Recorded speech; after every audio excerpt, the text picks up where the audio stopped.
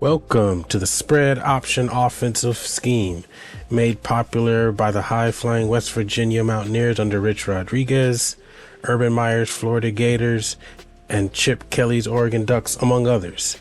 This offense will explore spreading out the defense for large run game, explosive passing game plays, utilizing tight ends, speed, but also the passing game. While the run game is the focus, we will also explore ways to expose the defense when they spread the box and light up the scoreboard with large passing plays. Join us on our journey as we explore the spread option offense. Right, guys, this is the spread option offense scheme. This is chapter 1, which is going to focus on the base formations and the base run plays. So this scheme is primarily going to come out of the UCF playbook. As you can see, there's a mix of different formations and sets in the UCF playbook. We're going to be focused only on a few of the key spread-based playbooks from the UCF playbook. But you can find this same playbook and you'll see gameplay from these other teams on the list. So a lot of these schemes and plays aren't unique to just the UCF playbook, but you'll get to see some gameplay and some schemes out of Florida State, North Carolina, Vanderbilt, and Rice, and some of the others. So buckle up and we will get started. All right, guys, we are back with our base offense out of the spread option scheme. So we're going to go through what are the base formations, the formations we use the most, why we use them, and when we use certain plays in this video. So first base formation is spread flex. As you can see, it's a spread 2x2 set. So 2 receivers on one side, 2 receivers on the other. It's symmetrical. So if we switch plays, the running back might move, but we'd keep our receivers on either side. What you'll see for all of these base formations are identical personnel. So 3 wide receivers, in this case, number 7, number 4, number 1, and then a tight end, number 18, is included in all of our formations. This allows us to very quickly go through different formations and change plays without our opponent knowing what we're doing. So spread flex is the first base formation. The next is spread Y flex. This is a 2x2 set again with the same personnel. The only difference between spread flex and spread Y flex is the running back is on the left instead of the right, and he's behind the quarterback. Our next base formation is doubles flex. This is also a 2x2 formation, but what you can see is number 18, instead of being spread out wide, he is next to our tackle. But it's still a 2x2 set. We still have 2 receivers on each side. But if we were to flip the play, our personnel would move around a little bit. The fourth and final base formation is doubles offset weak. This is identical to doubles offset, with the exception being the running back is on the left side instead of the right side, and the 2 wide receivers on the left switch their ankles. Our first base run out of spread flex is going to be inside zone. As you can see out of the play art, this is an interior run play between the guards and the center. So the left guard and the center are going to double team that defensive tackle and then move up to the linebacker. And our job as a runner is to pick the hole between the 2 guards and the center.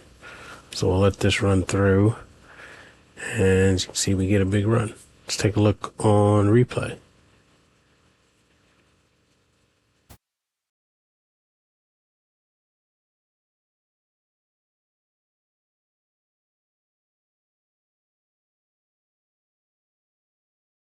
Our next base run is HB base. So if we take a look at the play art here, it looks very similar to inside zone, except this is a man blocking play with a pulling guard. So number 75 is going to pull.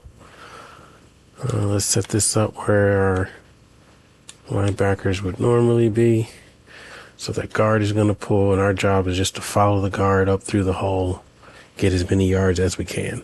Won't normally get this many yards on these base runs. Take a look on replay.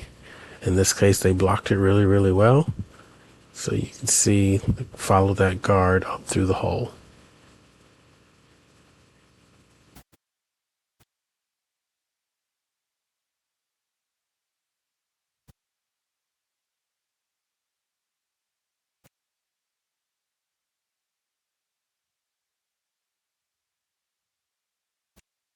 Take a look at our next play. We have inside zone out of doubles flex. In this case, you can see our tight end is pulled inside this time, but the play art is exactly the same. Our guard and our center are going to double team the defensive tackle up to the linebacker. We actually got a really good block that time. Let's take a look on replay. Pancaked him up to the second level.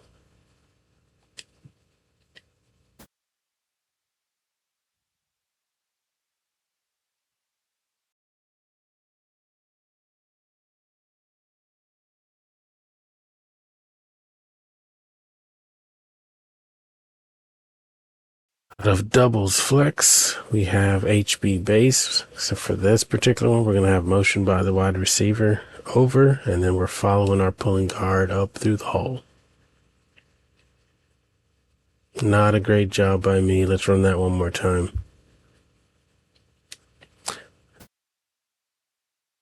Actually follow our guard that time and we get some good yardage.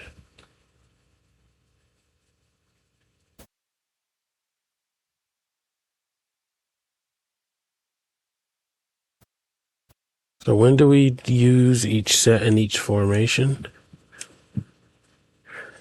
Really, the inside zone is our starter play against 5-on-5. So you can see we have 5 offensive linemen versus their 5 defensive linemen and a linebacker. That's when we want to run the inside zone.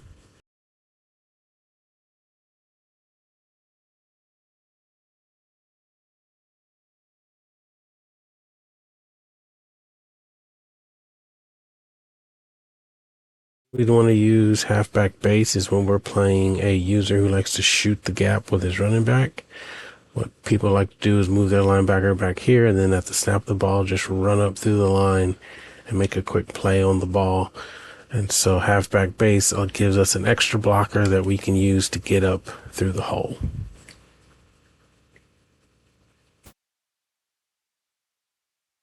Attached to each of these base formations is our next base run, which is the read option play.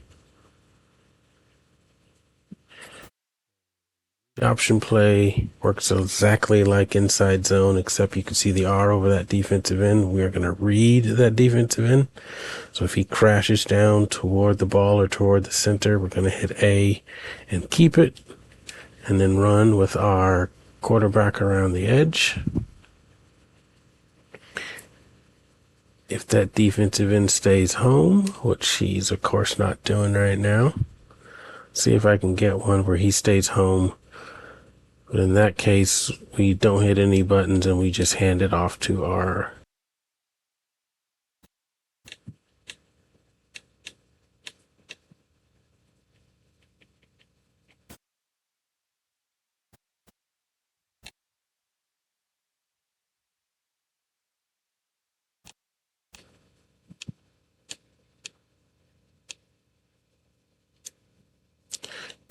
other reason we would use zone read is if we have extra men in the box.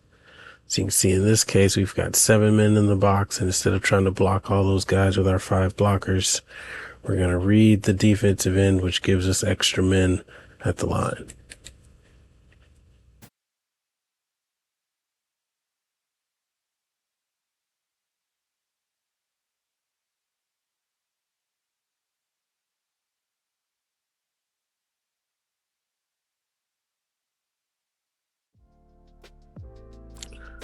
So that's it, guys. That is the end of our chapter 1 video on the spread option offense.